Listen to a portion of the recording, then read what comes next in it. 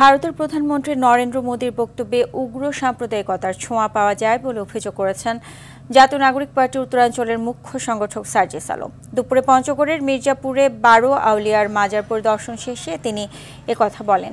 এ সময় সার্জিস আরও বলেন, পার্শ্ববর্তী দেশ যুদ্ধে জড়িয়ে পড়ুক, বাংলাদেশের মানুষ এটা চায় না। এর আগে যত দেশে দেশে যুদ্ধ হয়েছে, পার্শ্ববর্তী দেশগুলো ক্ষতিগ্রস্ত হয়েছে বলেও মন্তব্য করেন সার্জিস।